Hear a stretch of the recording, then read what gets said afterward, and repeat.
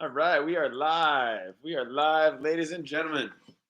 Welcome, welcome, welcome. My name is Ryan Harris. I am a mindset mastery coach and life mastery consultant. Here with you today on Would You Believe Me If I Told You Wednesday. Wednesdays every 12:34 p.m. Pacific time. And again, this series is dedicated to exploring all the concepts of abundance, all the different things you can do in your life to bring abundance, to make abundance welcome, and things that you might not be made aware of yet, but things that are in your purview, just one reach away. So today's topic is beggars should be choosers. So we've all heard the adage, beggars can't be choosers, but I'm here to tell you that beggars should be choosers. And here's a little funny cartoon that I found in preparing for today's topics, and we are um, talking about uh, in this one it's bread and water, and so somebody's at fish it's like, hey, I can't eat that, I'm vegan, or hey, is that bread gluten free, is there mercury, and has that been mercury tested, all the different things that if people are starving in the desert, what is to come with selecting or being selective, and becoming that chooser. So we all choose, we all decide for not only our lives, um, but every day we're making decisions. And so look, when you can be in that abundant, expansive mindset, that is what I'm here to talk to you about today. So again, why this matters to you, or why should you care? So look, you might be a kind of person that rationing supplies. When it was World War II, we were rationing tires. A whole bunch of energetic things got passed down to generations and generations, but there was always more resources, there was always more ways to bring abundance in our lives. And you might find yourself being one, or know somebody who is uh, holding on to that last dollar, riding on fumes. And again, I invite you to subscribe here.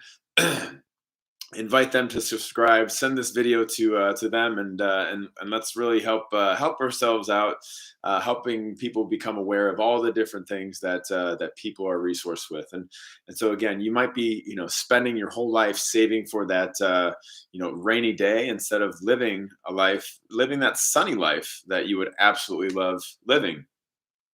As a result, you might be finding yourself holding back from what you would love, and love to have, love to do. What would you love to give or to be, or not even allowing yourself to do some of the simple things, or just even being in a peaceful, relaxed mindset, while again you're trying to pinch pennies, you're trying to pinch pennies. There we go, that was a tongue twister.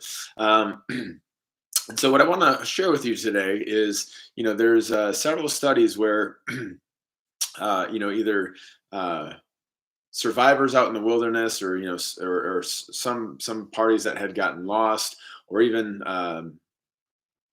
survived like a plane crash, things like that. There's a lot of tales where ample access to drinkable water right by their side, and they ended, not the crash, not wild animals, but it was their cause of death was proven to be um, dehydration. So look, they rationed all of their supplies, and some of them were found to die of dehydration for a couple different reasons here. One is, again, they thought that they had to hold out, or they had to keep going, or to make those supplies last. Hey, if it's 40 days before somebody can get here, how do we really focus on staying alive? And so what they didn't take into effect in each of those cases was that, look, the human body, there's been some conceptions of the human body only being able to last a couple days without food or water. But in fact, especially when the mind can believe this, and based on training, however the mind and however the body have been trained, the human body can typically with ease survive on 10, anywhere between 10 and 40, and even 50 in some cases, days without days without food and water. And so again, that is such a remarkable thing. And I love this point because there's a combination of our fear mindset, and this wilderness, or this survival mode. If we're always in a state of feeling like we're in survival, versus when we could be thriving, even just by having that put more tank in the put when I live how I want to live, and do what I want to give. I'm trying to get the lighting right here. Always a fun time with some of the lighting. Let me see if that will work a little bit better. Might need to move the camera closer. There we go. So with that, there's a lot of different things, applications in our daily life, even when we're not in survival, where we're acting like we are in survival. And so these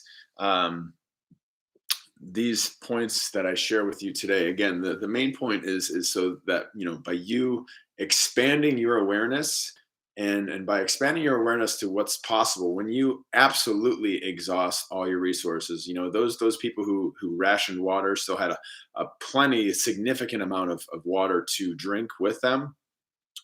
They all along could have been holding out for some rain. These weren't so much in desert conditions, but they could have happened upon a river. They could have happened upon so many other opportunities, but they effectively gave up because they were focusing their minds on lack, focusing on all the things that they were playing life not to lose instead of playing to win this survival game. And ultimately, again, when you find out and you go to that path, when you go to the the edge of the light you seek, more light will be revealed, more resources will be revealed. And and either you'll find either more resources of in this case the water that you might have been rationing in either a river, or maybe somebody else's campsite had a big water supply there. Or in the case of if you're or alternative to you. So I invite all of us to keep that in mind when we're in this day and age. There's always something that's been being sold to us as scarce, or as limited time only, or things of that nature. And again, when you lean into you're doing what your part is, as much as you can, you are being very productive. And there's actually a quote that I want to read for this group here from Henry Ford and Thomas Edison. So there is a very powerful one. So everything comes to him who hustles while he waits. And the same thing applies to the feminine version of that. So everything comes to her who hustles while she waits. And I love that quote. It's been finding me more and more lately. And again, know that you are always resourced. So as you are heading out into these next 7 days, again, I invite you to click subscribe. Join us live every Wednesday, 12:34 p.m. Pacific time. And we'll be dropping nuggets of knowledge on you in the spirit of abundance, awareness, and mindset mastery. And then over these next seven days, I invite you to examine in the areas of your own life where you might be, holding back, where you might be, not serving the life that you would love living for some reason of scarcity, or not going after what you would love. And know that, again, when you start advancing confidently in the direction of your dreams, and you start endeavoring to live the life that you would have imagined. This is a beautiful portion of the quote from Henry David Thoreau. You will be met with a success unexpected in common hours, and by common hours, in other words, you will be miraculously resourced. Things will come uh, out of nowhere, literally to your benefit, to help you out. So again, until then, this is Ryan Harris. This is Would You Believe Me If I Told You Wednesdays, and join us next week, and we will see you very soon. Click subscribe and share with a friend. Have a great day, everybody.